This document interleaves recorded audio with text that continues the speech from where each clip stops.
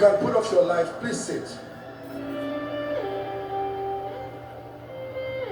Shamalanto sobrakete la hasya. Ranta shamananda. Ekrata bahasemenaka paradosiata. Shamalene makata.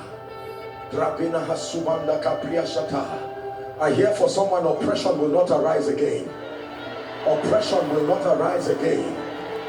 Oppression will not arise again. This is a prophetic word for someone. Oppression will not arise again. It will not be the way it was in January and February and March and April. Remember ye not the former things, nor consider the things of old. The Lord is doing a new thing in your life. Are you receiving it? My God is doing a new thing in your life. In the name of Jesus Christ. Please be seated. Please be seated. Please be seated. Let me give you number 4. My God, something shifted in this place. Something shifted in this place. Something truly shifted in this place. Something shifted in this place. I know it. I know when we see something, we hit a nerve in the spirit. Something shifted in this place. Something shifted in this place.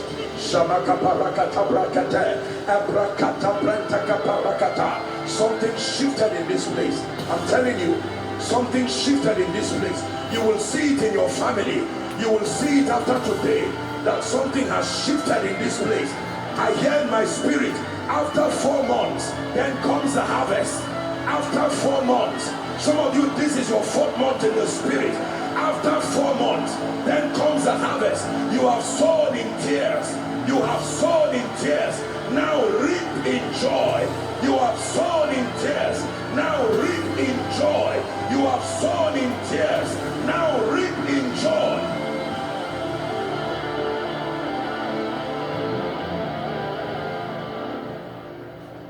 Hosanna, eh. Hosanna, eh. Hosanna, eh. Hosanna, eh. Hosanna, eh. The nations will sing your praise. Hosanna, eh. Creation will shout your praise. One more time. Everybody. Hosanna, eh. Hosanna, eh. Hosanna, eh. Hosanna, eh. Hosanna, eh. The nations will sing your praise. Hosanna, eh. Creation will shout your praise. Hosanna, eh. The nations will sing your praise. Hosanna, eh. You will be called by a new name, which the mouth of the Lord will pronounce. This is what I'm hearing for someone. Your ministry, you will be called Beulah and Hephzibah. You will be the planting of the Lord. You will be called by a new name, which the mouth of the Lord will pronounce. Oh, you will no longer be called Ichabod, the glory of the Lord. This is for America. You will no longer be called Ichabod. The Lord by himself will arise as a mighty one over families, as a mighty one over churches. There will be a radical season of redemption and restoration. I'm telling you, fire will begin to fall in churches again. And hear what the Spirit of God is saying. It will start with the youth. It will start with youth ministries. Where the fathers may have failed, God will use the youth. It's a season of songs. I'm saying this to you by the Spirit. It's a season of songs. Sons and daughters rising to hold the hands of fathers, not to fight them. Sons and daughters, they will hold the hands of the fathers, like Aaron and Hur held the hands of Moses. There is victory. The victory is ordained to be. Listen. I'm saying this by the Spirit of God. I'm seeing a vision. Moses and Aaron and Hur were stepping into the season of sons. Fathers have the stamina in the spirit, but for some of them their eyes have begun to be blind like Eli. But this time around, the sons will not be a rebellious generation that fight the fathers. They will come and hold their hands and say, while your eyes were bright, you invested in me. Now that it's becoming dim, I will hold your hands. The victory is for both of us. I announce the season of sons. Young men, young women will arise with fire. I'm saying this again. Evangelists will arise all over America. Prophetic voices. You will carry the mantles that are still unoccupied in the spirit. Hosanna, the nations will sing your praise. Hosanna, creation will shout your praise. You are worthy to be praised. You are worthy to be praised. You are worthy to be praised.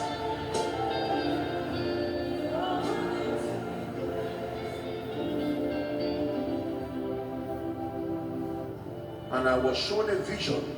John said, I saw a woman who was pregnant, about to give birth to a man child, and the Bible says there was a dragon that stood waiting to eat the child, and a wind blew and carried the woman to a place of safety. Let me speak to people who have been carrying visions, and there is an adversary waiting to destroy visions, prophetic visions. Supernaturally, in the name of Jesus, let the wind of the Spirit carry you to a place of safety. For some of you, that will mean another ministry that can help nurture that vision. There will be relocations and allocations in the Spirit. I'm speaking to you by the Spirit of prophecy. The Lord will blow upon you like a wind, and He will take you to the place of safety where you will be trained. In the name of Jesus, you will meet spiritual midwives who will help to nurture your dream until you birth it in the Spirit. Receive the grace to be sensitive in the name of Jesus.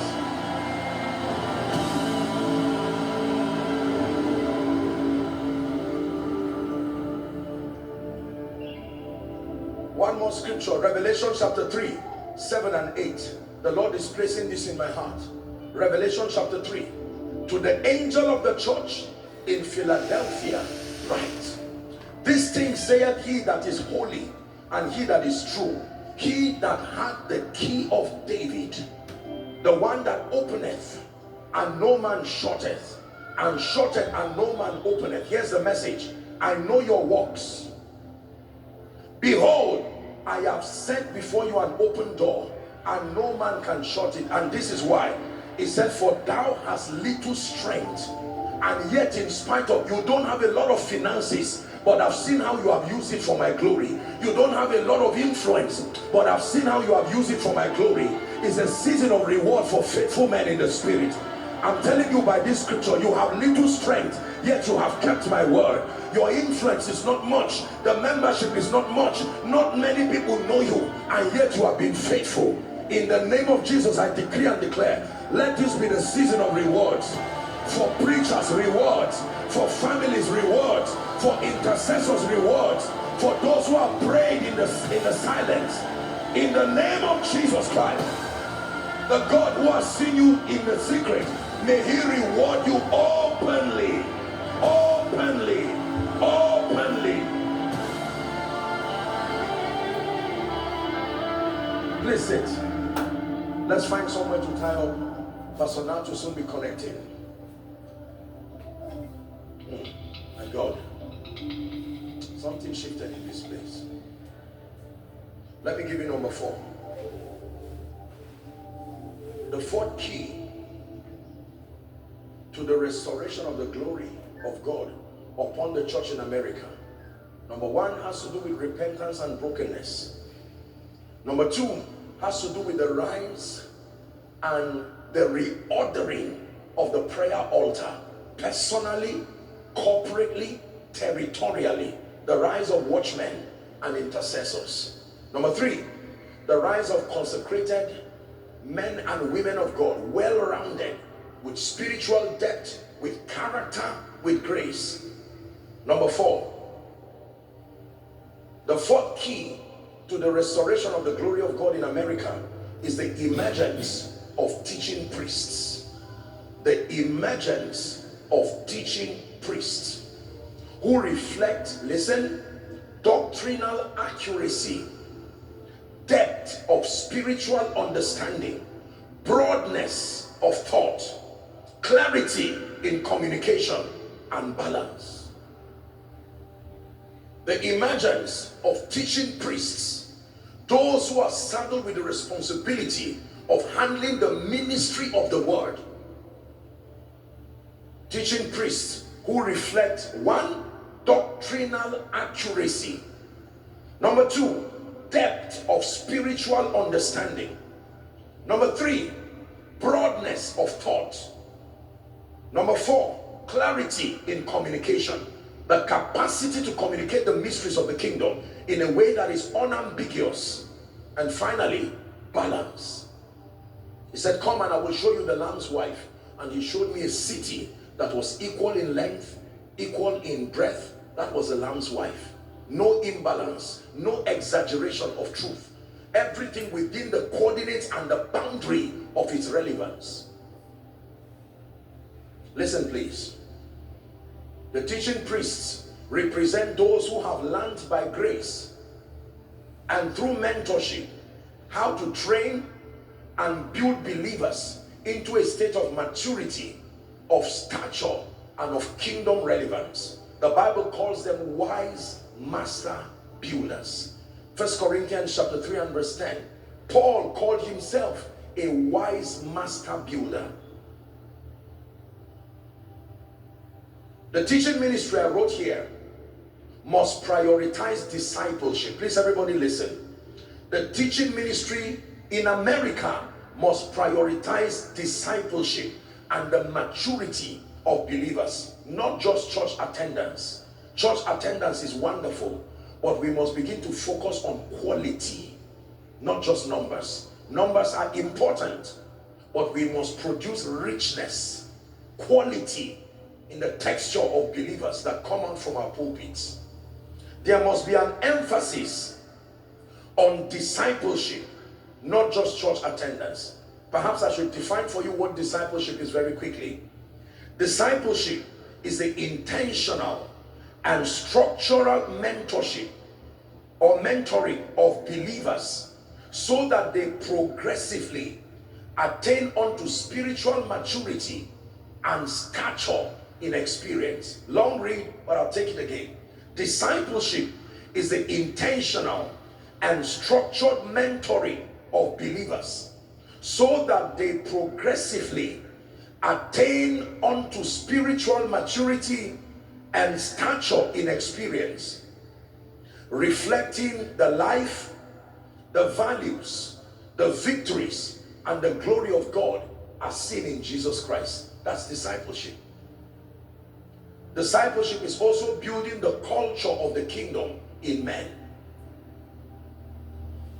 But I wrote something here that I want you to listen.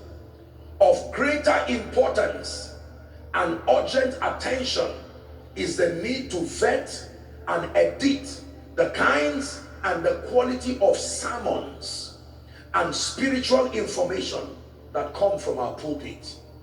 Discipleship is important, but of greater urgency is the need to vet and to edit the kind of sermons and the kinds of spiritual content that comes from our pulpit to the members. For any teaching ministry to be effective and impactful, it must capture and cover 4 areas. Let's say this and then we'll find somewhere to pray. For any teaching ministry to be effective and impactful, it must capture and cover 4 areas. Number 1, doctrine. No teaching ministry can produce profit in believers if it does not capture doctrine. Doctrine represents the foundational truths of the Christian faith. Every believer should be taught. You must understand the foundational ordinances of the Christian faith. Number two, the teaching ministry must capture the principles of the kingdom. In addition to doctrine, it must capture the principles of the kingdom. Number three, it must capture wisdom for living, the intelligence that empowers believers to function within the cosmos. Number four, it must capture a word-compliant worldview. Let me repeat myself very quickly, that for a teaching ministry, any teaching ministry, to be impactful and effective, it must cover and capture these four areas. One, doctrine, the foundational truths of the Christian faith. Number two, the principles of the kingdom, exposing believers to the laws of the kingdom that produce victory for believers in experience. Number three, wisdom for living, the intelligence that can help believers to live as sheep among wolves. And then number four, a word compliant worldview. There is a way a Christian and a child of God should look at the world. A word compliant worldview. Now listen to this. When the teaching ministry becomes effective, it will produce in believers what the Bible calls the fullness of God, as found in Ephesians chapter 3, 14 to 19, and Ephesians 4, 7 to 13. The fullness of God. Ephesians 3, 14 to 19, Ephesians 4, 7 to 13. And perhaps I should remind you as we close that the fullness of God represents three dimensions of God that must be furnished in the believer. Until these three dimensions are furnished in the believer, you cannot say such a believer is matured. Number one is the nature or the character of God. Number two is the wisdom of God as seen in Christ. Number three is the outworkings of the power of God. Wisdom, the nature, the character, the fruit of the Spirit. Number two, wisdom. Number three, power. The lopsidedness in the believer's growth process is as a result of the deficiency of one, two, or all of these dimensions. So there are those who have done well in helping the believer cultivate character and the fruit of the Spirit, but they are wanting in the area of wisdom. So they are people of integrity. They will not steal, they will not kill, but they cannot build anything. They don't know how to be victorious. What they lack is wisdom, not character. There are those who have wisdom but don't have character. They can build businesses, but they will cheat, they will be corrupt, even though they are believers. Their conscience has been seared with iron. They don't mind compromise, but they have the intelligence to produce the result. Then there are those who have power. They produce signs and wonders, but there's no wisdom. They can heal the sick, but they cannot build, they cannot preserve. The Bible says true wisdom is a house built. It is the character of the Christ plus the wisdom of the Christ plus the power of the Christ that equals the fullness of God in a believer. Is somebody learning? This is very important. There are churches, with all due respect, that need to go back to the teachings that birth the fruit of the Spirit. The believers there are successful, but they don't look like Christ. They walk and function like Christ, but they don't live like Christ. There is need to do some work in the area of character. There are others who have character. They are sound, impeccable as far as integrity is concerned, but their homes, they can't pay the bills of their children. They can't grow. Their lives are a misrepresentation to the victory that's in Christ. The diagnosis is that they have not embraced the wisdom of Christ. And then there are those who have ignored the power. Listen to me. You may have heard me say this. Principles only work when spirits don't interrupt it. 1 plus 1 in principle is 2, but 1 plus 1 plus a demonic attack can be minus 20. Did you get that arithmetic? Principles only work if demon spirits don't wage an attack. So the power dimension is important. Psalm 66 and verse 3. Say unto God, how terrible art thou in thy works. It is through the greatness of thy power that thy enemies submit themselves to you. The church in America that will produce matured believers must come up with teachings that attend to these three areas: producing Christ-like character, people of integrity who love the Lord, people of wisdom who can be champions in their workplace, understanding principles of relationship, leadership, productivity, excellence. See that? And then people of power who can keep the devil at bay and who can take advantage of the resources of heaven to produce supernatural results.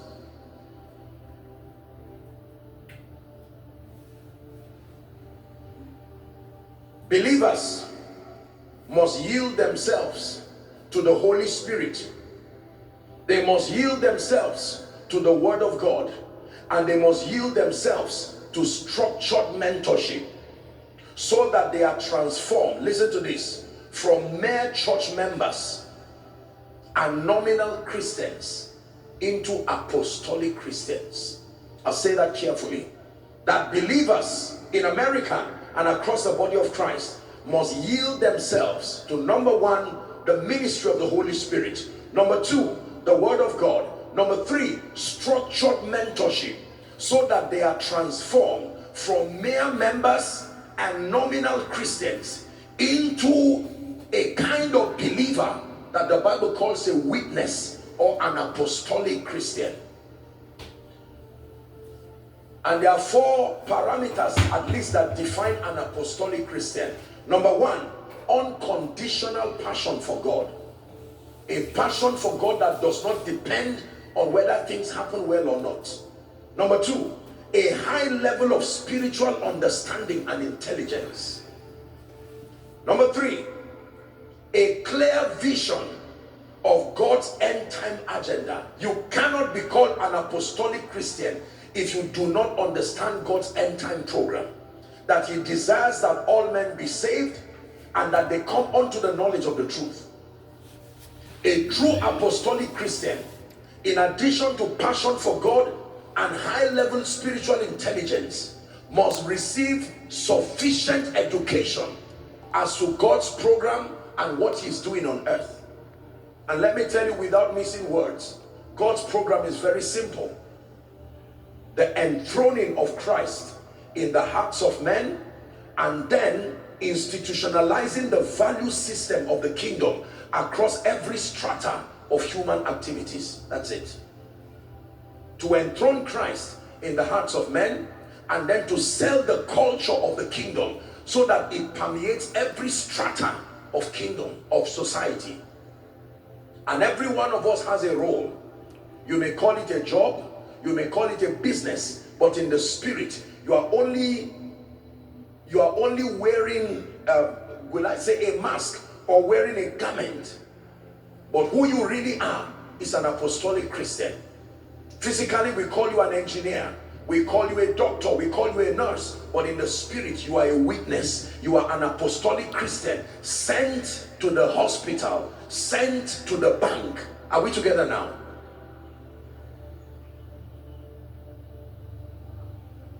Believers must learn how to carry the king-priest mentality. This is the fourth element that defines an apostolic Christian. King-priest mentality. Hebrews 7 verse 1. We are kings and priests after the order of Melchizedek. And the Bible talks about the man Melchizedek. He calls him priest of the Most High. Then he calls him king of Salem. You may have heard me preach it. When it has to do with priesthood, we are priests of the Most High. But when you say you are a king, show us the area of domain where you are reigning. You are a king in the tech world. You see that now? You can't just say I'm a king. Where? Where? There has to be a domain. Priest of the Most High, or king of Salem. Priest of the Most High, or king in the finance area. Priest of the Most High, or king, the jurisdiction of your dominion. When it has to do with priesthood, it is unto God. But when it has to do with kingship, there must be a definition of the area God has sent you. Is somebody learning now? Hear me, church in America. I believe with all my heart that these teachings have come to stimulate a greater sense of hunger. Are we together? For some of you, it has stimulated a sense of passion. You are seeing that there is more. There is more than just a regular service. There is more than just opening prayer, testimonies, a nice word, and then you share the grace. God is provoking you unto godliness. My final message to you is that there is more. To the one who is hungry, there is more. To the one who is thirsty, there is more. To the one who wants to press deeper, there is more. Through these sessions of worship from yesterday, this morning, and now, through the sessions of teachings, the miracles, and all the things that God has done. Listen to me, ladies and gentlemen. Do not leave this place just rejoicing and shouting, I came for sound of revival. It was a great time of worship and prayer and word and the Spirit. Your take home must be that I need to rise higher. I need to rise higher. Thank God for where I am, but I've seen through this conference that there is more. John said, I was in the Spirit on the Lord's day, and I heard a voice, and the voice said, come up hither. Even in heaven, he still said, come up hither. Come up hither. To a man of God, a pastor, an evangelist, a prophet, the call for you is come up hither. To someone who has given your best serving the Lord, like Apollos of Alexandria, the Bible says, but knowing only. Beloved brothers and sisters, this is not only a call to America. Let's correct that which needs to be corrected. There is abundance of grace already. Let's align with that which needs alignment. And let's be humble to learn the things that we do not know. This is true for America, but this is true for Africa. America has excelled tremendously. You are world leaders in many regards. This is arguably the greatest nation on this earth right now, bar none. It is the truth. It is the truth. There are great nations, really great nations, but America truly stands out in many regards. But I'll tell you this, having commended America, there is still need for us to rise spiritually. And God sent us here as emissaries of mercy, not as those who already have attained ourselves. The things that we have taught you are the things that we are also working in ourselves. Are we together? So that together we will come into the perfected state of the church. The assignment is to perfect all of us. We are going to pray, and I'll speak over your life.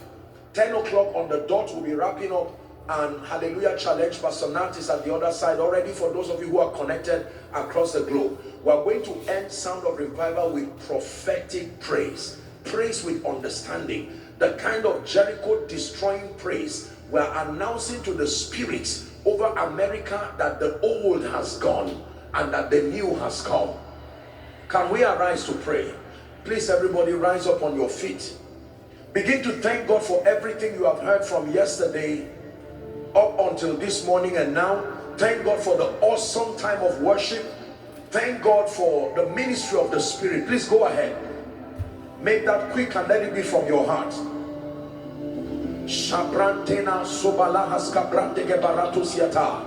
Thank Him. Thank Him for the charge. Thank Him in the name of Jesus Christ for shaking up unbelief, for shaking up mediocrity spiritually, for shaking up lukewarmness. Thank Him for all the corrections, for all the commendations. Thank Him for the call to step higher, for the call to redress and address areas of limitation. Thank Him. Thank Him. Now can we pray again for the church in America? Please lift your voice and begin to decree and declare over the church in America, in the name of Jesus Christ, rise into perfection. Someone is praying. The church in America, rise into perfection by the power of the Holy Ghost. Believers in America, rise into perfection. Fire, prayer fire. an accurate understanding of the word of God, a restoration of the ordinances of intimacy, correcting the errors that have sponsored decline through the years and through the decades. Pray for every man of God. Pray for every church, every assembly you know. Pray for those who are fallen, that by mercy God will pick them up. Pray for those who are in deception, that God will open their eyes to see. Pray for those who are standing and waxing strong, that God will keep them, keep them, keep them. Shamalanto sobrakate, ebrakatata braskata lekata brantos kadiata. In the name of Jesus Christ. In the name of Jesus Christ. Now we'll do this very, very quickly. How many of you came with your prayer requests? For sake of time, we may not, there are so many people right here and it will be very difficult. I have a few minutes left. So I'll just request that you lift your prayer request. You don't have to collate it, ushers, for sake of time. If you have it lifted, if you don't, you can just stand by faith. Whether your phones, whatever documents, I want to speak over you. The Bible says, unto him that answers prayer shall all flesh come. And for those who are connected across the globe from every tribe, tongue, nation, every region, we are praying to the God who hears and answers. The Bible says to be anxious for nothing. It says, but in everything by prayer and supplication with thanksgiving. It says, let your request be made known unto God. I decree and declare, by the power that raised Christ from the dead, every issue of concern represented here, we turn them into a harvest of answers. Shout a believing amen. We turn them into a harvest of answers. Impossible cases, turn around. Impossible situations, turn around. In the name of Jesus. Miracle jobs, in the name of Jesus. Miracle children, in the name of Jesus. Miracle marriages, in the name of Jesus. Supernatural connections to strategic relationships, in the name of Jesus. Greater hunger for spiritual things, in the name of Jesus. A restoration of prayer altars. The fire upon your prayer altar, receive it in Jesus' name. Hallelujah.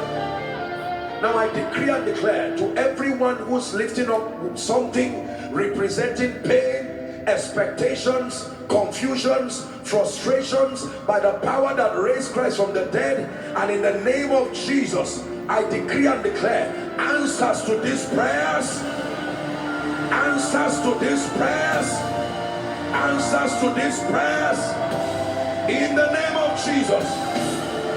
Hallelujah. Number two, let me do this for the next 2 minutes. If you are trusting God for a healing, please lay your hands. Lay your hands. We didn't have all the time to minister to the sick, but just lay your hands and let me speak over you. In the name that is above all names, blood conditions, bone conditions, eye conditions, pains, aches, diseases, infirmities, sicknesses, and all kinds of demonic bodily problems, by the power that raised Christ from the dead, I decree and declare, be healed. Be healed. From the crown of your head to the soles of your feet, be healed.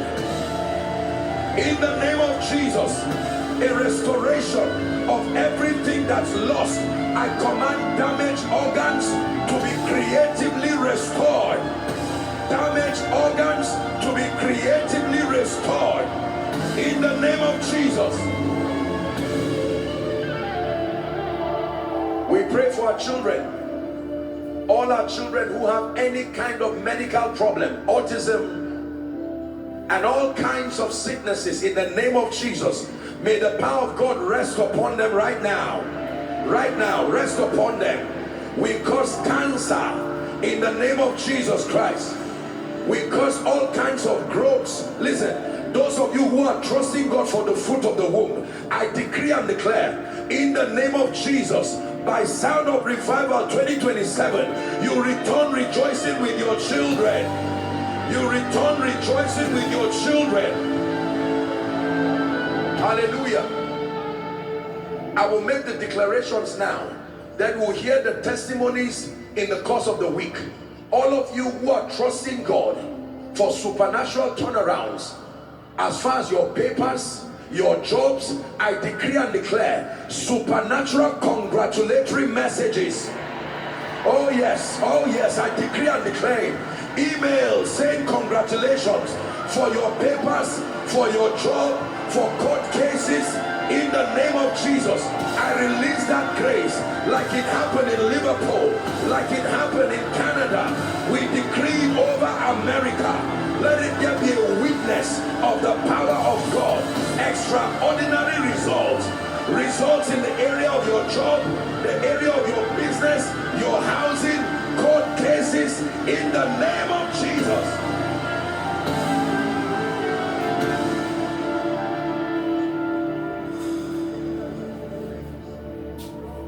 I decree and declare right now, by the supernatural power of the Holy Spirit, to every pastor who came here, the grace for the next season, the grace that keeps, the grace that defends, the grace that engineers understanding. I release that grace upon you right now. Let pastors arise in Jesus' name. Let prophets arise in Jesus' name. Let apostles arise in Jesus' name. Let evangelists arise in Jesus' name. Let teachers of the word, accurate teachers of the word, arise in Jesus' name. Let missionaries arise in Jesus' name. Let worshippers arise in Jesus' name. Receive it in the mighty name of Jesus. Can I pray over your finances in the name that is above all names? Listen. Finance answers to value and productivity, but there is a dimension of finances that answers to prophecy. I decree and declare, by the power that raised Christ from the dead, in addition to value, in addition to productivity, I pray for you that by this time tomorrow dimension of wealth, may God release it upon you. May my God trust you with it. I say to you, may God release it to you. Pleasant surprises, pleasant surprises, pleasant surprises, pleasant surprises. Now hear me. I decree and declare, let September be a month of strange joy and laughter. October be a month of strange accomplishments. Let November be a month of speed for you. Let December crown your year with joy and gladness and laughter. I speak over you 10 years in 1 year, 10 years in 1 year, 10 years in 1 year, in the name of Jesus.